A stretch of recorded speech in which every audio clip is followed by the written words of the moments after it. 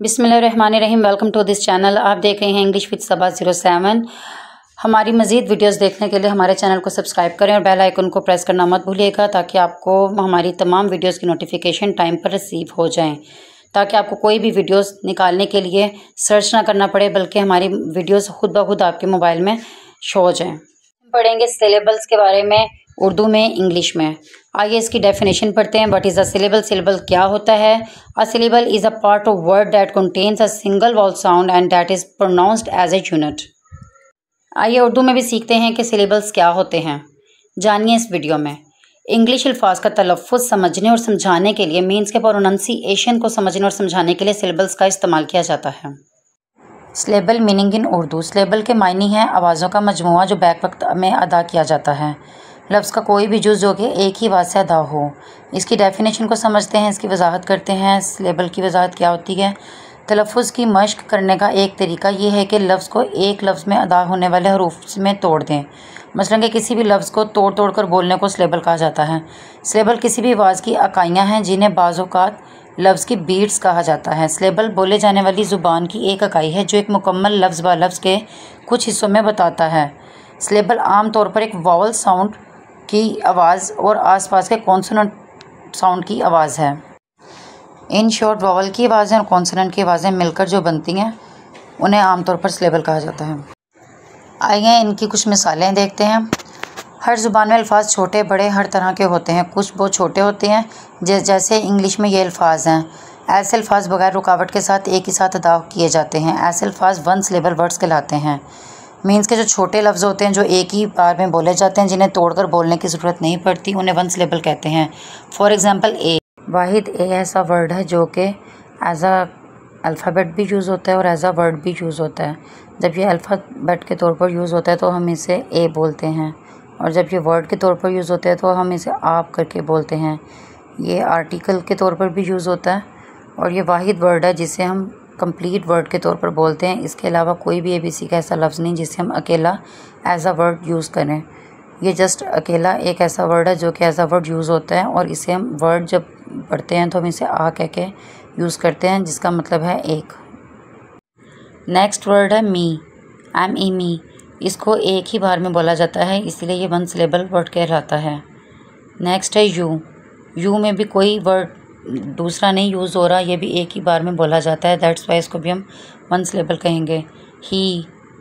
ही का मतलब है वो। शी वो मोनस में यूज़ किया जाता है।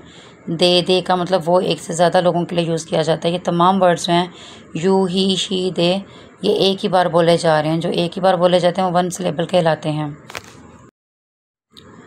बट का मतलब है लेकिन। रो का मीनिंग है कतार।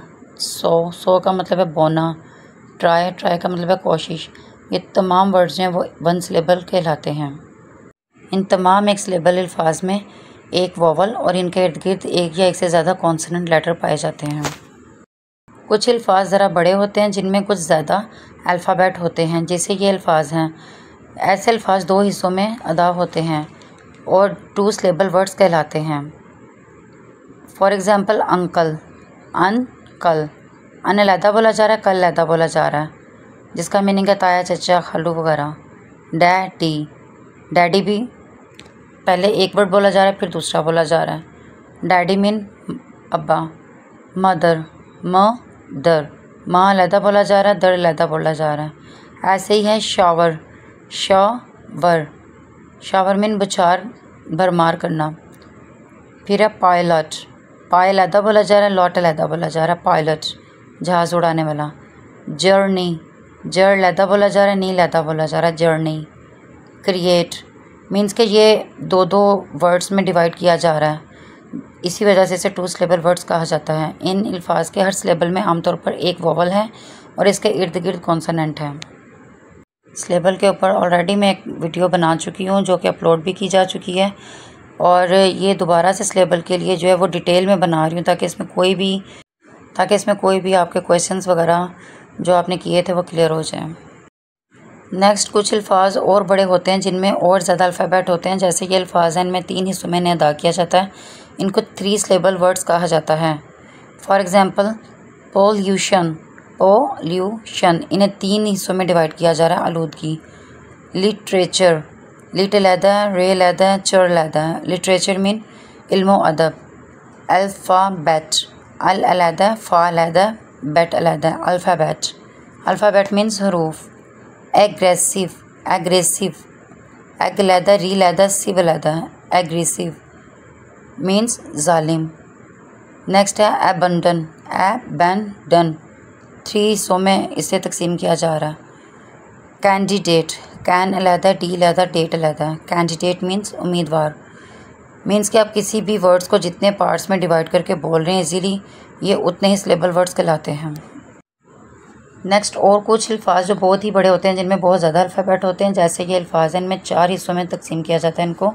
ऐसे अल्फाज 4 सिलेबस वर्ड्स कहलाते हैं। फॉर एग्ज़ाम्पल इस्टेब्लिशमेंट, इस्टेब्लिशमेंट, ये 4 पार्ट्स में डिवाइड किया गया इनको। आगे है ट्रांसपोर्टेशन, ट्रांस लहदा, पोर्ट लहदा, टे लहदा, शन लहदा।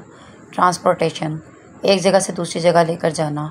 नेक्स्ट है इंफॉर्मेशन, इनफॉर्मेशन 4 पार्ट्स में डिवाइड किया गया, इतला देना। नेक्स्ट है वा लहदा, टर लहदा, मी लहदा, लॉन लहदा। वाटरमेलन, वाटरमेलन को तरबूज कहते हैं।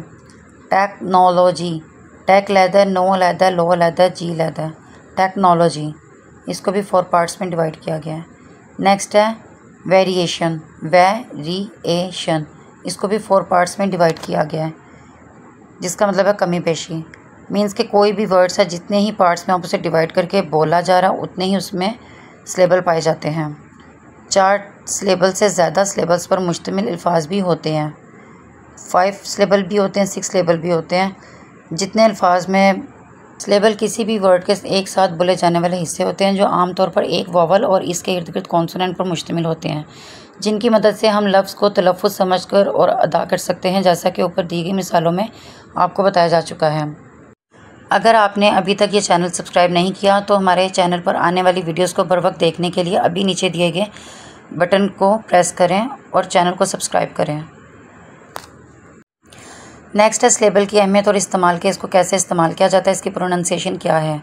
इंग्लिश अल्फाज के तलफ़्फ़ुज़ प्रोनंसिएशन को समझने के लिए सिलेबल की बहुत अहमियत है। ऑब्वियसली आप अगर वर्ड्स को अगर ठीक तरह से अदा नहीं कर पाएंगे तो उसकी प्रोनंसिएशन भी ठीक तरह नहीं पढ़ पाएंगे।